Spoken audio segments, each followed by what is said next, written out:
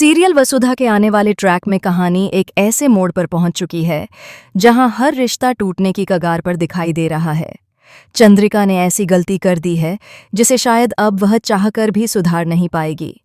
उसने अपनी जिंदगी की सबसे बड़ी भूल तब की जब उसने देव के सामने ही वसुधा की भरी महफिल में घोर बेइज्जती कर दी। वह सिर्फ गुस्से में नहीं थी, बल्कि उसके अंदर का अहंकार और वसुधा के प्रति नफरत साफ झलक रही थी। लेकिन बात यहीं खत्म नहीं हुई। चंद्रिका ने एक और चाल चली। उसने बड़ी ही चालाकी और धोखे से वसुधा से एक कागज पर साइन करवा लिए। वसुधा को लगा कि शायद यह कोई जरूरी पारिवारिक दस्तावेज है, लेकिन बाद में सच सामने आया कि वह डिवोर्स पेपर था। यह जानकर हर कोई हैरान रह गया। वसुधा के पैरों तले जमीन खिसक गई, क्योंकि उसने कभी सोचा भी नहीं था कि उसकी अपनी सास उसके साथ इतना बड़ा धोखा कर सकती है। हालांकि कहानी में असली ट्विस्ट तब आया जब देव के सामने वह डिवोर्स पेपर रखा गया। चंद्रिका को पूरा भरोसा था कि देव उसकी बात मानेगा और बिना कुछ सोचे समझे साइन कर देगा, लेकिन देव ने साफ शब्दों में मना कर दिया। उसने सबके सामने कह दिया कि वह वसुधा को कभी डिवोर्स नहीं देगा, चाहे हालात कैसे भी क्यों न हों। देव का यह फैसला चंद्रिका के लिए किसी झटके से कम नहीं था। अब चंद्रिका को समझ में आ गया है कि देव और वसुधा उसके सामने जो दूरी और झगड़े दिखा रहे थे, वह सब एक नाटक था। वे दोनों मिलकर परिस्थिति को संभालने की कोशिश कर रहे थे। चंद्रिका को यह एहसास तो पहले भी था, लेकिन अब उसे पूरी तरह यकीन हो गया है कि उसका बेटा उसके खिलाफ खड़ा हो चुका है। आने वाले एपिसोड्स में देव का गुस्सा साफ दिखाई देगा। वह अपनी मानसा चंद्रिका से बेहद आहत है। वह इसे सिर्फ एक गलती नहीं, बल्कि विश्वासघात मान रहा है। देव अब चंद्रिका से दूरी बना लेगा। वह उससे बात करना बंद कर देगा और घर का माहौल पूरी तरह बदल जाएगा। माँ बेटे के बीच की खाई इतनी गहरी हो जाएगी कि उसे भर पाना लगभग नामुमकिन लगेगा। दूसरी तरफ वसुधा का दिल अभी भी रिश्तों को जोड़ने में विश्वास रखता है। वह नहीं चाहती कि उसकी वजह से देव और उसकी माँ के बीच दरार आए, इसलिए वह दोनों को फिर से एक करने की कोशिश करेगी। वह चंद्रिका के पास जाएगी, उनसे बात करेगी, उन्हें समझाने की कोशिश करेगी कि परिवार टूटने से किसी का भला नहीं होगा।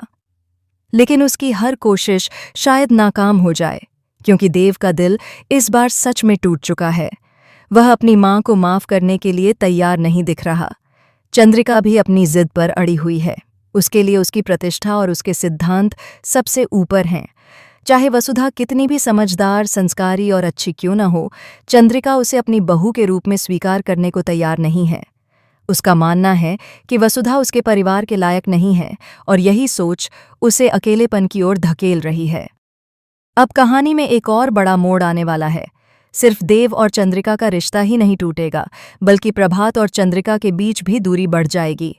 प्रभात अपनी पत्नी के इस व्यवहार से बेहद निराश और नाराज हैं। उन्हें लगता है कि चंद्रिका ने जल्दबाजी और अहंकार में आकर परिवार को तोड़ने का काम किया है।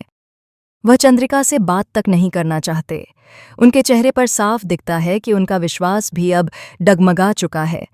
धीरे धीरे चंद्रिका खुद को अकेला महसूस करने लगेगी। उसके पास न पति का साथ होगा, न बेटे का विश्वास, न ही घर के बाकी सदस्यों का समर्थन। यहाँ तक कि दिव्या भी उससे दूरी बना लेगी। जिस घर पर कभी उसका राज चलता था, वहीं अब उसे अपने फैसलों का बोझ उठाना पड़ेगा। दूसरी ओर देव वसुधा का साथ मजबूती से निभाएगा। वह उसे सम्मान और प्यार देगा। वह यह साबित करना चाहता है कि उसका रिश्ता किसी कागज के टुकड़े से नहीं टूट सकता। लेकिन सवाल ये है कि क्या वसुधा इस माहौल में सच में खुश रह पाएगी? क्या वह अपने दिल का दर्द भुलाकर एक नई शुरुआत कर पाएगी? और अगर देवी हुकुम इस खुशी में शामिल नहीं होंगी, तो क्या यह खुशी अधूरी नहीं रह जाएगी? आने वाले ट्रैक में भावनाओं का तूफान देखने को मिलेगा। गुस्सा, पछतावा, प्यार, अहंकार और रिश्तों की कसौटी, सब कुछ एक साथ सामने आएगा। अब यह देखना बेहद दिलचस्प होगा कि क्या चंद्रिका अपने किए पर पछताएगी या फिर अपनी जिद पर कायम रहेगी। क्या देव कभी अपनी माँ को माफ़ कर पाएगा? क्या वसुधा परिवार को फिर से जोड़ पाएगी? आपको क्या लगता है, इस कहानी में आगे क्या होना चाहिए? क्या चंद्रिका को अपनी गलती का एहसास होगा, या फिर यह दरार हमेशा के लिए रिश्तों को तोड़ देगी? अपनी राय ज़रूर साझा कीजिए और जुड़े रहिए इस दिलचस्प कहानी के साथ।